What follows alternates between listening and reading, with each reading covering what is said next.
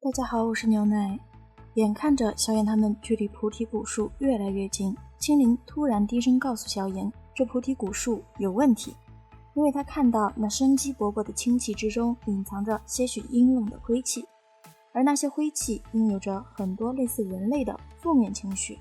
萧炎相信青灵的眼力，不只是因为他拥有碧蛇三花瞳，还因为他隐隐间觉得很不安。越是靠近菩提古树，心里的那股不安就越清晰。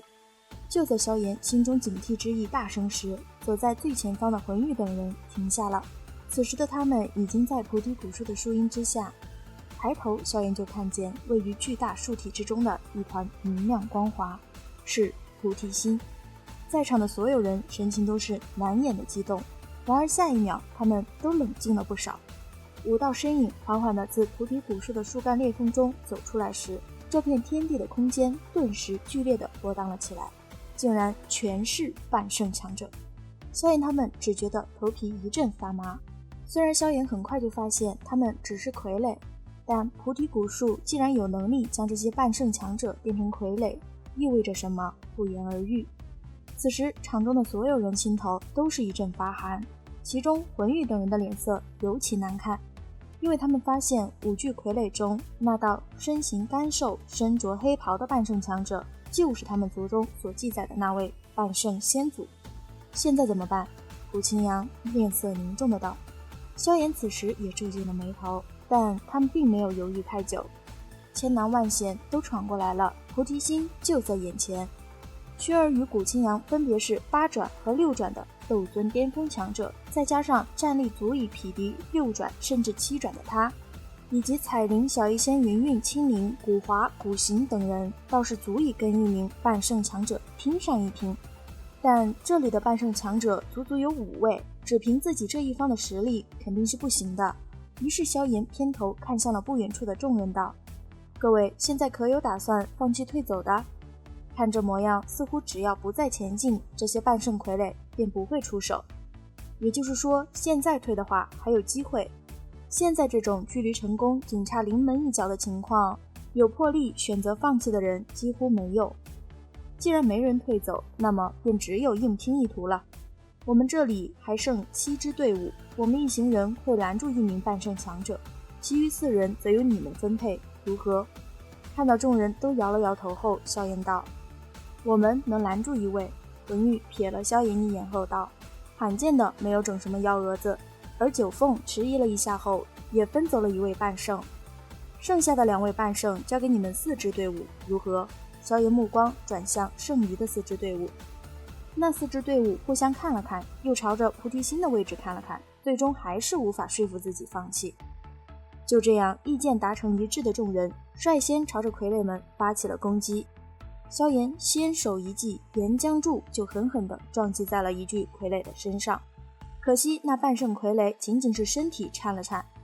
要知道那可是足以将一名寻常9星斗尊强者震得吐血而退的岩浆柱啊！傀儡受了萧炎一击后，一个闪身就是一掌朝着萧炎的脑袋拍去。而此时萧炎的后方10几道极度雄浑的斗气匹练突然呼啸而来，如此多的人联手一击，即便是达到了9转斗尊巅峰的强者都是不敢应接的。那半圣傀儡受了这一击却并未有任何损伤，仅仅只是被轰碎了那一掌攻势而已。此时魂玉他们那边已经同他们那不知名的先祖打起来了。魂玉一边攻击一边不忘保持自己的人设道：这位先祖，你的痛苦就由我们来帮你解除吧。众人与半圣的战斗十分的惨烈，不多时就开始出现了伤亡。萧炎是知道傀儡的弱点的，一番苦战之后，终于是给他找到了偷袭的机会，趁着古青阳在前方吸引注意力，就是一声厉喝，打他的脑袋。随后立马变身金光巨人，一记8级崩就朝着傀儡的脑袋锤去。萧炎成功了，那蕴含着恐怖力量的拳头直接将半圣傀儡的脑袋震出了些许裂缝。不过诡异的是，并没有鲜血流出，想来是这些傀儡经过无数年的风吹雨打，体内早就成干尸化了。萧炎成功的代价是其肩膀处的明显凹陷，在金刚琉璃身、远古虫皇衣以及龙皇骨甲多层 buff 的叠加下，萧炎这才没有被一掌轰得重伤吐血倒飞，继续攻击他的脑袋，解决掉他。缓了一口气后，萧炎沉声道：这次众人跟上了他的脚步，同时出手，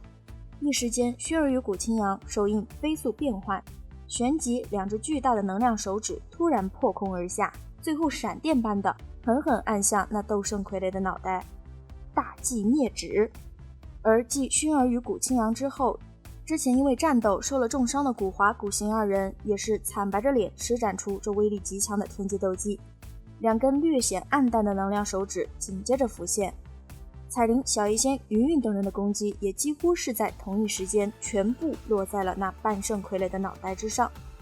面对如此强烈的攻势，半圣傀儡那原本就被萧炎轰出道道裂缝的脑袋，顿时就如同掉地的西瓜一般，砰的一声就炸开了。随着肉块与骨骼的爆出，半圣傀儡刚刚举起的手掌陡然僵硬，旋即一种奇异的波动从那断颈之处弥漫而出，最后化为虚无消散而去。伴随着这股波动的消散，那半圣傀儡的身体也是以一种肉眼可见的速度老化，最终化为一堆粉末飘洒而去。萧炎见此情况，长长的出了一口气，随后便化为了原本的大小。抹去额头上的冷汗，萧炎忍不住的吐槽道：这东西太难产了。之后便是屈指一弹，将那些里的丹药发给了众人，都先休整一下，我来护法。萧炎沉声道。众人闻言都是吞下丹药，然后迅速盘腿而坐，抓紧时间进入修炼状态。因为他们明白，在这种充满着危机的地方，必须得让体内斗气随时保持充盈，方才能够让自己的小命得到保证。至于其他的队伍，帮忙是不可能帮忙的。萧炎很清楚，自己这一行人之所以能够毫无伤亡地击杀那傀儡，主要还是因为那傀儡的实际战斗力远比不上真正的半圣强者。那么菩提古树究竟拥有着什么样的诡异手段，才能将这么多真正的半圣强者制成傀儡呢？萧炎心中念头急转间，